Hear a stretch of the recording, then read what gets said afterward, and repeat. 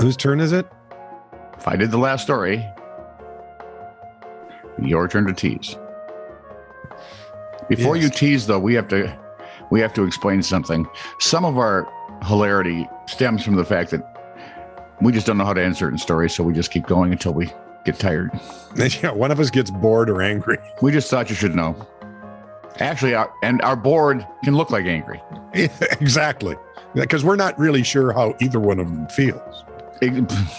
No. It's a problem. We're working on it. So if you're a regular listener or viewer to This Is True Really News, which can be found at any podcast outlet that you care to Except check. Bill's. Except Bill's. He's mean. For some reason, Bill is just out of there. He's taken an unreasonable dislike to us. Bill's podcast and streaming, we vote annoy. Leave them alone. So would you please like, subscribe, and follow This Is True Really News and cajole your friends until they do the same? Please. Thank you. Actually, you can go past cajoling into actually just strong-arming them. Ooh, I like the strong arming. Yep. Extortion is not out of the question. Go ahead and do it. Yep. This is True Really News with Scott Combs and Tony Vercanis. All the news you're about to hear is true, Really? as far as you know. Let me just clarify. Yeah. If you're going to go the extortion route, don't mention us at all. Yeah, really. Unless Please. you get money and you can send that to us. We have Venmo. You're just digging us deeper and deeper. What? Not only will we be canceled, we'll be spending time up the river. With my luck, I'll be at the south end of a river flowing north. What? I was going to say we're going to Itasca? 54-year-old Alvish. 54-year. Itasca is where the Mississippi starts, just for those of you who don't Google know. it. 54-year-old Alvis Parrish of Jacksonville, Florida, got tired of hearing her boyfriend, William Carter, talk. Wow, So she already sounds like my wife. So she gave him, and I'm quoting now, just enough poison in his lemonade to shut him up. Then she called police so he wouldn't die. Well, she's a generous one. ClickOrlando.com got this story, and I'm betting they're going, why? Yeah. When officers arrived, Parrish was on her front porch where she was handcuffed. Do whatever you want, she told him. If you don't make me, I will kill him. If you don't take me, I will kill him. Those are not words you utter to the police officers arresting you. Because you're going to go to jail for a long time. A deputy who spoke to the 61-year-old boyfriend said that he was difficult to interview because he was so tired. Carter said the lemonade tasted funny. But he kept drinking it. Not funny, haha. Mm. And then collapsed on the floor. Parrish is facing a charge of poisoning food or water with intent to kill or injure. Wow, that's a really specific law. What if I was just poisoning him for fun? Well, not profit. I think they read a lot of Edgar Allan Poe and said, wait a minute. And then we bury him under the floorboards. Floorboards, exactly. That should work. Kill the bird, though. Rescuers working Hang to draw on. what? Google it. Yeah. Go ahead. Rescuers working to draw a runaway dog, Millie, away from dangerous mud flats in England, used a drone to rescue the pupper. Pupper? Pupper. Is that like what we would call a puppy? Well, pupper is my term because it's the beer brand up in Letterkenny. You'd have to watch. Go on. Have to watch the show. Google it. Have a puppers and figure it out. Rescuers working with the local. Unless you're 14, then don't. Yeah.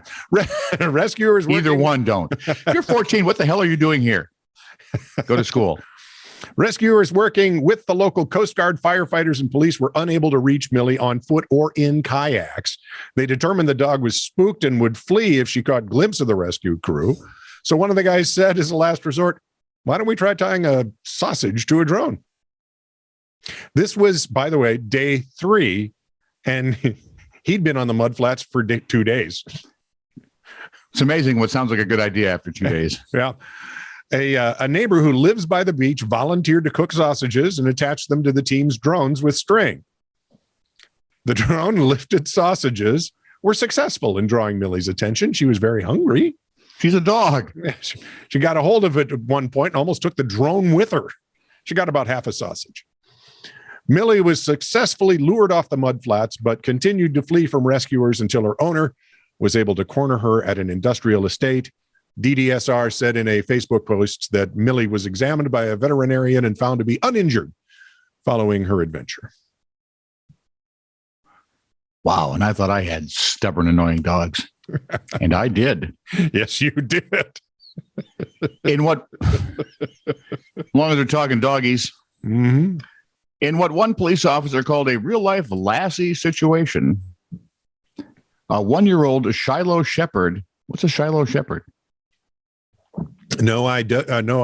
Suppose I should Google it. idea. Well, I'm thinking it's from what, Virginia? The Shepherd family. Oh, I was thinking it was from Virginia. Sure, I don't know. Shiloh in Virginia. I'm guessing there's more than one, but 1-year-old Shiloh Shepherd named Tinsley is being hailed as a hero for saving her owner and another person after a car crash on I-89 in Vermont. Wow. WMUR TV reported that Cam Laundrie and his passenger had been ejected when his truck hit a guardrail and went off the road.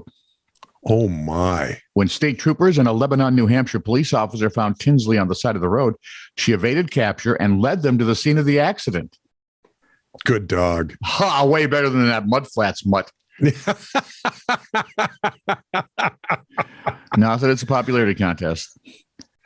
We were shaken up, Laundrie said, didn't know what was happening. Next thing we know, the cops were there, and it was all because of her. Tinsley's reward? Yeah. A venison burger. Nice. We didn't get anything for that when we witnessed that truck flipping end over end and ran up to help them, and that was the weirdest thing. I kept expecting to see that little post come out of the road.